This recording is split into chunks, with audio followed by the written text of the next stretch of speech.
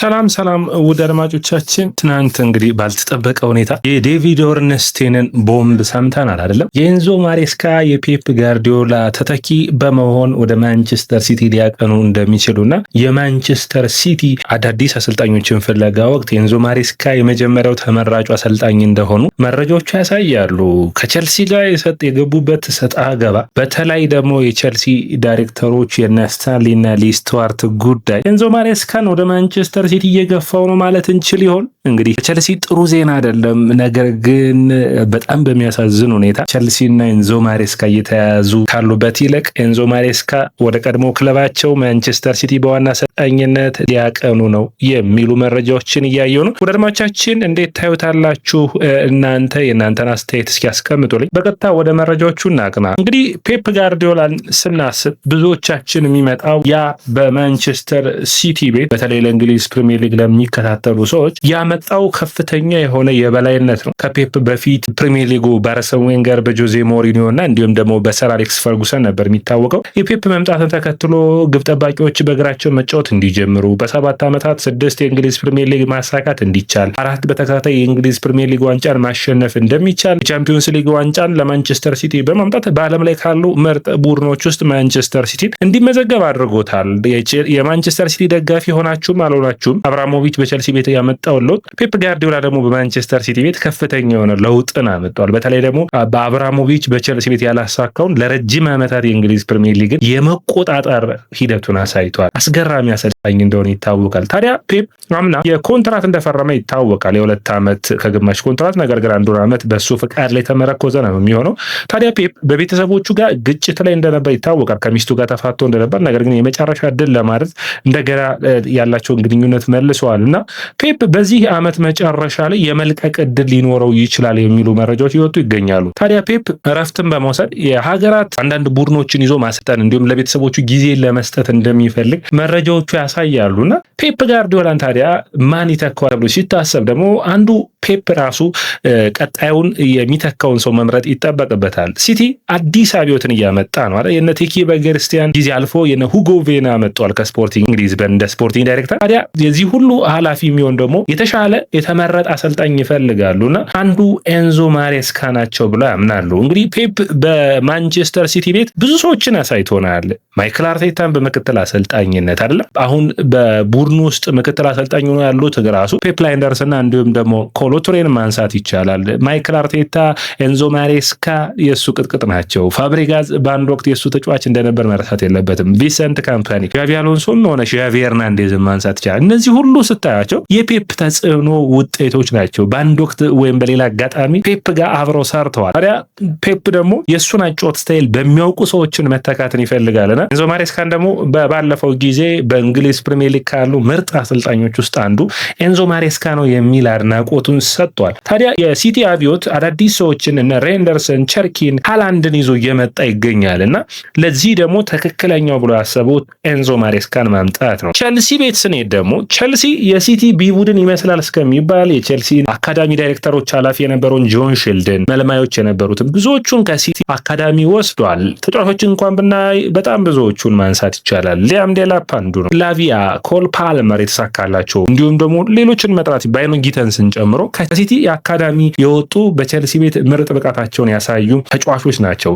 ታዲያ አሁን በቸልሲና በሲቲ መካከል በኤንዞ ማሬስካ ጉዳይ ከፍተኛ የሆነ ውዝግብ ውስጥ ነው ያሉት ማለት ይቻላል። በተለይ ደግሞ ኤንዞ ማሬስካ አዲስ ኤጀንት ግሩፕ አዋቅረዋል። አዲሱ የኤጀንት ግሩፓቸው ደግሞ ውሳኔዎችን ይፈልጋል። ሜንዴዝ ነው አዲሱ የኤንዞ ማሬስካ ኤጀንት። ሜንዴዝ ደግሞ ከማንቸስተር ሲቲ ጋር ጥሩ የሆነ ግንኙነት ያለው ኃላፊ ነውና ወደ ማንቸስተር ሲቲ ይህንን አሰልጣኝ ያስኮበልለው ይሆን? ኤንዞ ማሬስካ የባለፈው የኤቨርተኑ ጨዋታ ድል በኋላ የሰጡት አስተያየት በ48 ሰዓታት ውስጥ ይህንን ሁኔታ የቸልሲውን ሁኔታ ማለት ነው እንዳልወደዱትና በተለይ ባለፉት 48 ሰዓት ውስጥ በከፍተኛ ጫና ውስጥ እንደነበሩ አስተያየታቸውን ሰጥቷል። ይህ አስተያየት ማለት ቸልሲ በቶዲ ቦይልና በክለር ካፒታል ስር በብሉኮ ስር ማለት ነው ብዙ አሰልጣኞችን አሳይቶናል። ያን የአውሮፓ ቻምፒዮንስ ሊግ ያነሳውን የቶማስ ቱሄሉን ቸልሲን በፍጥነት ቶማስ ቱሄልን በግራም ፖተር፣ ከግራም ፖተር ወደ ፍራንክ ላምፓርድ፣ ከፍራንክ ላምፓርድ ማውሪዚዮ ፖቼቲኒዮ፣ ከፖቼቲኒዮ ደግሞ አሁን በቅርብ ደግሞ ኤንዞ ማሬስካ ከባለፉት ከነዚህ ሁሉ በሰፊው የታገሷቸው አሳይ ናቸው። 1 ዓመት ከ6 ወር አካባቢ እየሆናቸው ነው። ኤንዞ ማሬስካ ቡድኑን ባለፈው ዓመት ማለት ነው ብዙዎቹ የኮንፈረንስ ሊግን ቼልሲ እንደሚያሸንፍ ብንጠብቅም ባልጠበቀ ሁኔታ ደግሞ የክለቦች የዓለም ዋንጫን በድል እንዲያጠናቅቅ አድርገውታል። በካራባኦ ካፕ በሳምንቱ አጋማሽ ውጤት ወደ ግማሽ ፍጻሜ እንዲያልፍ አድርገውታል። ቼልሲን ተፎካካሪ አድርገውበታል ከመጡበት ጊዜ አንስቶ። ነገር ግን አሁንም ቢሆን የኤንዞ ማሬስካ ትልቁ ጥያቄ አሁንም መጀመሪያው ቡድን አሰልጣኝ እንጂ በውሳኔዎች መካከል ምንም አይነት ለኤንዞ ማሬስካ የተሰጠ ይህ ነው የሚባል ኃላፊነት የለም። በምልመላዎቹ በኩል ቼልሲ እንደ ማንቸስተር ሲቲ ሁሉ ብዙ ገንዘብ ያወጣል። ነገር ግን ማንቸስተር ሲቲ ለአሰልጣኙ የከፍተኛውን ኃላፊነት ይሰጣል። ቼልሲ ደግሞ አሰልጣኙ ይልቅ በማን ያምናል ማለት ነው። ብዙውን ጊዜ እምነት የሚወሰድባቸው ስፖርቲንግ ዳይሬክተሮቹ ፖል ስታንሊና ሊ ስቱዋርት ነው። ከዛ ውጭ ደግሞ ይሄ የአሜሪካን እግር ኳስ ቅርጽ የሚመስል ነገር እያመጡ ወደ ቼልሲ ያለ ይመስለኛል። በጣም በሚገርም ሁኔታ ጨዋታ ከተጠናቀቀ በኋላ ኃላፊዎቹ ሜዳ ላይ የሚደረገው ላይ ተጽዕኖ ለመፍጠር እየሞከሩ ነው። ኤንዞ ማሬስካ ይህንን አልወደዱትም። አንደኛ በየጨዋታው ከፍተኛውን ኃላፊነት ኤንዞ ማሬስካ መውሰድ ይጠበቅባቸዋል። አሰልጣኞች ላይ ያላቸውን ውሳኔ፣ ተጫዋቾቹ ላይ ያላቸውን ውሳኔ አሰልጣኞች ነፃነታቸውን በሚገባ መደራደር የማይፈልጉ ናቸው። በተለይ ደግሞ በሚገባ ልምዳቸውን ካሳዩ በኋላ ኤንዞ ማሬስካ ይሄ 2ኛ ዓመቱ ነው የሚሆነው። ከዚህ በኋላ ይህ ሰው በመጀመሪያ አሰልጣኝነት መቀጠል የሚችል አይመስለኝም። ከዛ ይልቅ ወደ ማናጀር ማደግ ያለበት ይመስለኛል። ማይክል አርቴታ፣ ሌሎቹን መጥቀስ ትችላላችሁ። ፔፕ ጋርዲዮላን ጨምረው ከፍተኛ የሆነ ተሰሚነት አላቸው በስብስብ ውስጥ። ታዲያ ይህንን ለማድረግ ቼልሲ ምን ያስባል የሚለው ነው። እንግዲህ ቼልሲዎች 5 ዓመት ኮንትራት አስፈርመዋቸዋል። ነገር ግን አሰልጣኝ ካልፈለገ ምንም ማድረግ አትችሉም አይደል? አንደኛ አሰልጣኙ ፍላጎት ነው። ቼልሲ መቆየት የቼልሲ ደጋፊ ይፈልጋል። ነገር ግን ኢንቫይሮንመንቱ ወይም ደግሞ የሚሰራበት ሁኔታ ካልተመቸው መልቀቅ አንዱ ነው። የማሬስካ ተመራጭ እና እንዲሁም ጥሩ በሚባል ሁኔታ ስራን ሰርተዋል። ነገር ግን ከዚህ በላይ መግፋት ይቻላል ወይ ቼልሲን ነው። ምክንያቱም የቼልሲ ስብስብ የተሻለ ተጫዋቾችን ማምጣት አንዱ የሚያስፈልግ ይመስለኛል። የተሻለ ድል ከሲቲና ከቼልሲ የትኛው ነው? ተመጣጣኝ አይደሉም ወይ? ነገር ግን አሰልጣኝ ደግሞ የተሻለ ፓወር ወይም ደግሞ የተሻለ ኃላፊነት ወደሚጠይቀው ሊሄድ ይችላል ብዬ አስባለሁ። እዚህ ጋር የሊ ስቱዋርትና እንዲሁም ደግሞ የፖል ስታንሊ ችግር የሚመጣው እዚህ ጋር ነው። አንደኛ ቼልሲ ወደ ስታንዳርድ መመለስ አለበት ብዬ አስባለሁ። አሁንም ቢሆን ቼልሲ 16 ዓመት 14 ዓመት ታዳጊዎችን ማስፈረሙ ስህተት ነው ብሎ የሚያምን የለም። ነገር ግን ሁሌም በነዛ ታዳጊዎች ላይ ከፍተኛ የሆነ ገንዘብን እያወጡ ተጫዋቾችን በ8 ዓመት እያስፈረሙ ኮንትራታቸው ረጅም ሲሆን ለመሸጥ ይመቻል። ነገር ግን አሳሳቢ የሚያደርገው ትልልቅ ተጫዋቾቹን እንዴት ያደርጋል የሚለው ነው። እዚህ ስብስብ ውስጥ ኤንዞ ማሬስካን የሚያምኑ እነ ፓልመር፣ ካይሴዶ፣ ጄምስን እያልን መጥራት እንችላለን።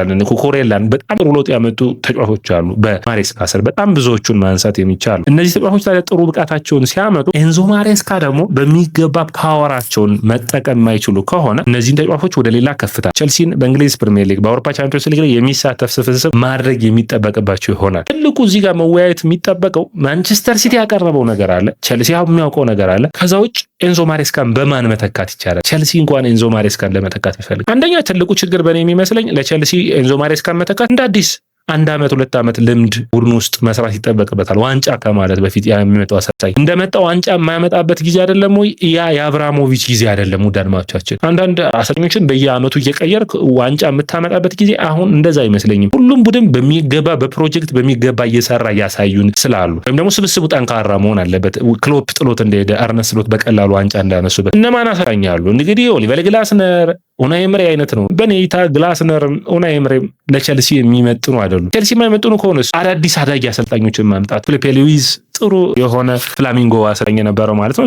ቀድሞ የቼልሲ ከአትሌቲኮ ማድሪድ ያስፈረሙት ነው። ሌላኛው ፋብሬጋዝ ነው የሚነሳው። ግን ሪስክ ካላቸው ዳድማዎቻችን ቀለል ያሉ አይደሉም አይደለ? አትሊስት 1 ዓመት ከዛ በላይ የሚጠይቁ ይመስለኛል። ታዲያ ቼልሲ ምን አይነት ውሳኔን ይወስናል የሚጠበቅ ነው የሚሆነው። በኔታ ማሬስካን ማቆየት፣ ከዛ ውጭ ደግሞ ከዚህ ከታዳጊዎችን ፖሊሲ ባመጣጠነ መልኩ ደግሞ ትልልቆቹን ማስፈረም ላይ ማተኮር ያስፈልጋል። ሁሌም ታዳጊዎች ብቻ ዋንጫዎችን ሲያመጡ አላዩ። ያንን ደግሞ የምንልበት ምክንያት በቂ የሆነውን የቼልሲ ደጋፊ ይህንን ለመቃወም በቂ የሆነ ጊዜ ለቼልሲ ኃላፊዎች ሰጥተዋል። አሁን ውሳኔው ቼልሲን ወደ ዋንጫ የሚመራበት ነው የሚሆነው። አሁንም ሜጋን እያመጣ ፓንቸሊን ብቻ የስብስቡ የሆኑ ተጫዋቾችን እያመጣ መታገስ ግድ ይላል። ቼልሲ የሚታገስ ነው ወይ? ታግሰስ ቢሆን በ28 ዋንጫ በላለው በሚል መቀጠል ይቻላል ወይ? ተጫዋቾች ፒክ የሚደርስበት የአንድ ተጫዋች ፒክ ሲደርስ ደግሞ የሌላ ቡድን ደግሞ ወሳኝ ተጫዋቾቹን ደግሞ ልታጣ ትችላለህ እና ሳሳቢ የሚሆን ይመስለኛል። ከዚህ በፊት አርሰን ዌንገር በእንግሊዝ ፕሪሚየር ሊግ ላይ በታዳጊዎቹ ዋንጫ ለማምጣት ሞክረዋል።